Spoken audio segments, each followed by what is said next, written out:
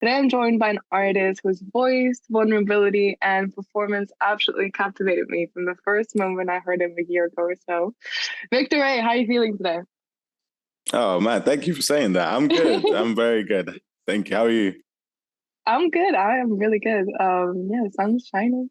But let me start off by having you introduce yourself to our audience a little bit, in case anyone's living under a rock the past year. Could you kind of share a bit about kind of your background and kind of how you got started in the industry? I think it's an interesting story.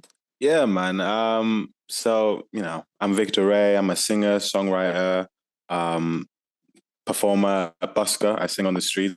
That's kind of had my how I had my kind of like blow up on social media and stuff like this. I've been singing for years. From like 17 is when I started singing on the street, and when I started songwriting seriously. And I'm from Newcastle, a small city up in the north of England, and I moved to London when I was 18 after I saved enough money busking, Yeah, because I knew I needed to be in the big city, and then I kept busking here, wrote a lot of songs, and then released my first one almost a year ago now. Yeah, so yeah, and then we're here. that's amazing. I think kind of like looking into your story and the impact that busking has had on you is very Mm, inspiring to me because it gives me hope for the future of like the industry and the artists that are genuinely like pouring their hearts into the music. right. Um, I guess I feel like you might get asked this a lot, but what's the biggest kind of lesson you've learned from busking that you've maybe put into like the rest of the music? You know what? With busking, it's such a funny thing. Like I love it, and I still do it to this. I think I'm gonna go busking today. It's I love like that. it's you have to be persistent, and you have to almost like give yourself just away to the moment and just focus on yourself and your voice, because there's no guarantee that the people walking by care at all or are going to listen or stop. So when you're singing there, it has to come from a place of like just raw, like your love for singing, you know what I mean, Yeah, for the music. um so it's that, and it also is just a perfect like training ground just for like vocal practice, like you're singing all the yeah, time. So it's yeah. like, yeah, it's those two things. It's just the best thing about it for me. Yeah, yeah, yeah. I love that. How has it been different busking around like different cities like London, Newcastle? I'm guessing Mm. you've done it in like other big cities and not just the UK. I feel like I've seen some videos from Yeah, other yeah, places. yes. So I started off just Newcastle, then London. In the last year, I've been to Paris and Cologne, Amsterdam, and Sweden as well. I busked there. I busked in LA as well. Um, That's amazing. it's great. It's so funny because now when I busk, like people kind of recognize me, and like Yeah. it's so weird. It's so weird because busking is like the one I used to just go there and just like head down, I'm just gonna sing. And now it's like what a place where like people will put two and two together like instantly, because obviously I'm singing and then they remember me from their like Yeah. videos. So it's like, but it's amazing because like the reaction is the same everywhere to music, and to people that don't know, which is the majority of people. Like it's just getting people to just stop and like be a part of Yeah. this kind of music and atmosphere that I'm creating. It's amazing, and it's amazing everywhere. Yeah, of course. And I guess like, the core essence of it says like you have to make people kind of stop, take a moment out of their day, kind of forget almost where they're going and kind of be part of it. And I feel like you've also captured that in the songs themselves, like your voice and your lyrics demand to be listened to sometimes. They're very vulnerable, they're real, I think. So kind of having said that, what's your writing and creative process like? Oh, good question. It changes from day to day. Like so, for my first EP that I released, and half of this new one as well. Yeah, I wrote all those songs, like six of the songs by myself. So like it would just be in my bedroom. Some of them were back home in Newcastle, some of them were in London in my old flat, and I was just playing guitar. Or I was just on my laptop, just like thinking of we all get into experiences and we all get into places where emotions just like kind of run high. And in those moments, I think songwriters are just kind of like blessed to be able to like put that into something. So like I'd just be going something, or maybe I'd just be playing some chords, and then yeah, the melodies would come, and then I tried to just capture the essence of a certain experience in just a way that is, authentic to me. So like my first song, Hollow, it was after a breakup of my first relationship, and I was back home in Newcastle, and it was in COVID time, so I was like stuck there. So all I could do was think about it, and I just kind of grabbed my guitar and I just played, and sometimes the music just writes itself. And Hollow was one of those ones. It's like the chords just came and it immediately captured like the essence of how I was feeling. And then I just, you just kind of like freestyle your way through it, and then words come here and there, and you kind of piece together the puzzle. It's almost like the songs are already there, and you're just trying to find it.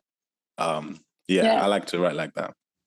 No, I love that. It just comes from a pure place of like self-expression. You weren't trying Yeah. to, you weren't trying to be famous. You weren't trying to, you know what I mean? When you were Mm. writing the songs, you just wanted Yeah, to yeah, get yeah. that feeling out of you because that's the only thing you could have done. So I Yeah. love that. And yeah, you literally just released your second ever EP like Yes. yesterday. Yeah, yeah. Titled I Felt. Mm. But yeah, as you said, like following the first one, called I Was, which Yeah. came out earlier this year.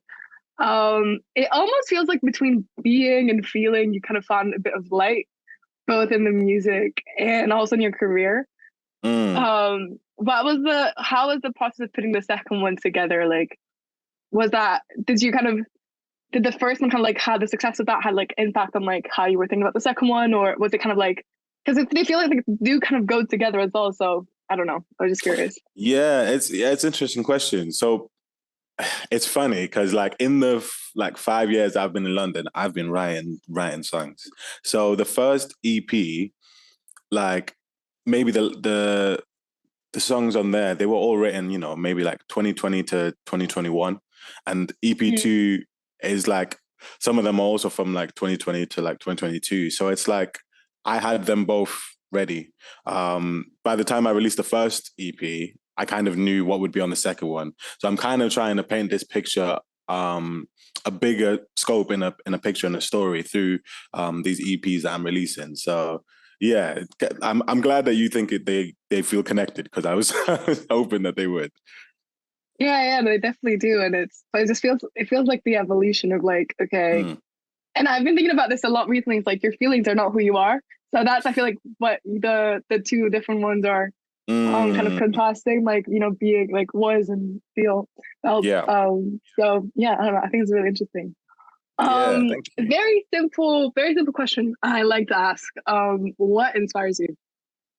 Oh, that's a simple question, but it's actually like it's a thinker. What inspires Take your me? time.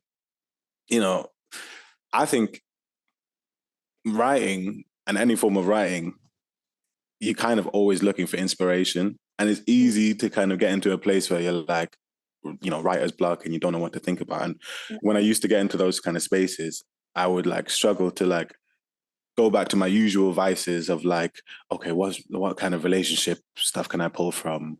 Or like, Mm-hmm. or what have I seen like people going through? But it's like, I've tried to now just live life and just experience it. And you when you're looking around and people, it might be someone that you know really well, someone that you don't, or like a story that you hear, you just kind of feel something. I think as humans, we're just designed to just feel something. Yeah. And that can be like a curse as well, a little bit, because, life is hard. But I try to be inspired by literally everything. So like, even if I wake up and I'm feeling like I just don't really want to get out of bed, it's raining, and I'm thinking like, now I'm trying to dissect that. See, the songwriting just makes me like therapize and like dissect everything, which is like, it's good in a way, because it always, I'm I'm getting to know myself.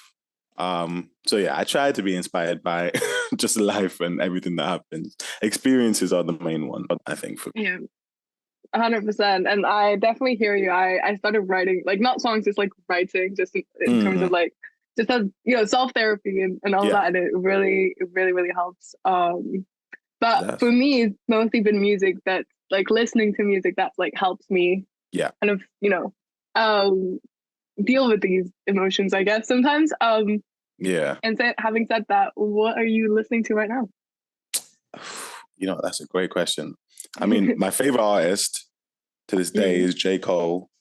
That is my go. But I've been listening a lot to Labyrinth's last album. He's Mm, amazing. incredible. Um, Olivia Dean, an artist from the UK, she's so Mm, good as far as a songwriter. What else have I been listening to?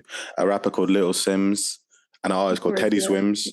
I just love like when either the song like is telling a story and that story captures me, or like the artist's voice just captures me. I like being listening to a song and then just feeling like, you know, all I can do is listen to this song. Like for this next 3 minutes, I'm not even here. Yeah. I'm just like I'm in this other world. So any artist that can make me feel that way, I'm listening to you. You know what's so crazy? That's exactly how I felt the first time I saw you. Well, only time I saw you perform was at Kindred.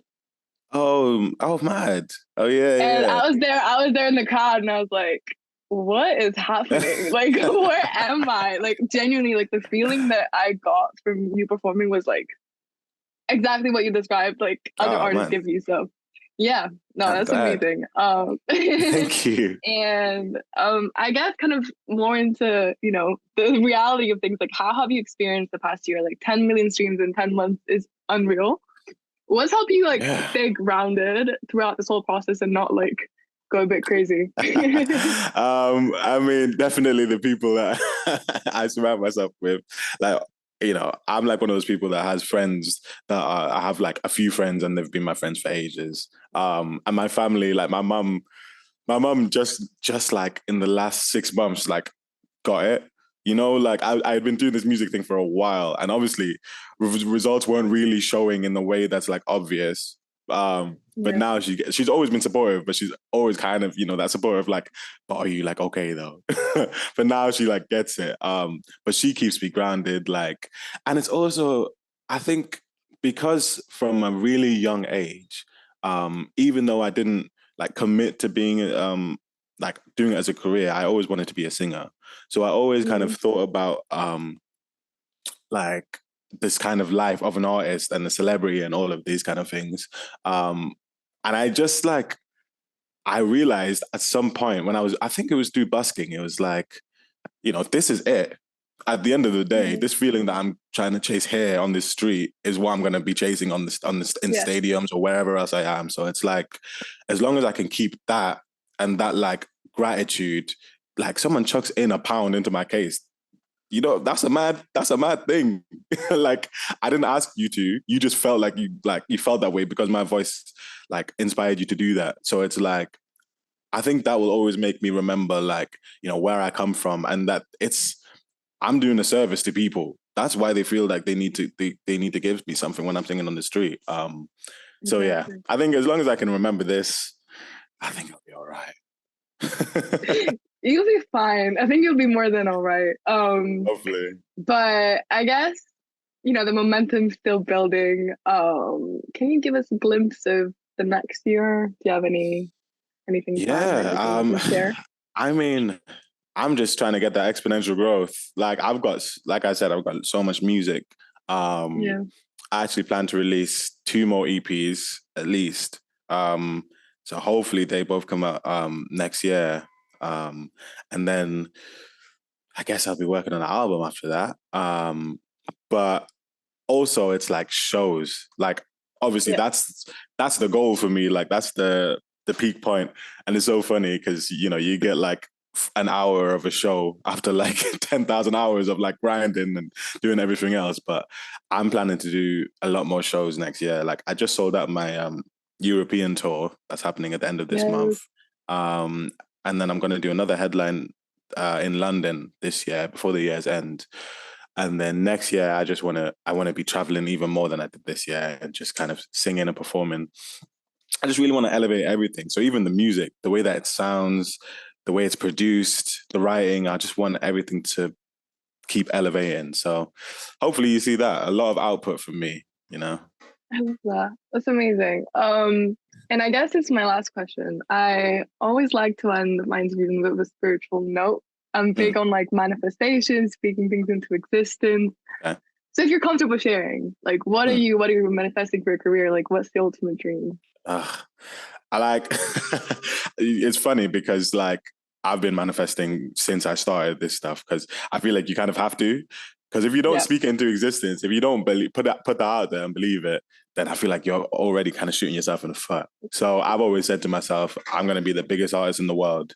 Don't know when, don't know how it's going to happen, but as long as I like work hard enough, then that's going to happen. So, you know, if you look at like where the weekend is now, Ed Sheeran, Adele, all of these kind of guys, they're kind of people that I look up to, but one day I want to see them as kind of like, you know, like Equals. collaborators Mm. and these kind of people. So that's the goal. Yeah. That is the goal. Love that. That's amazing. Thank you. Thank you. But yeah, I'm really, really excited for you. I really appreciate all the honesty and everything. And yeah, I wish you all the Thank you. best, I genuinely. appreciate you. Thank you for doing this interview Yeah. with me. Of course.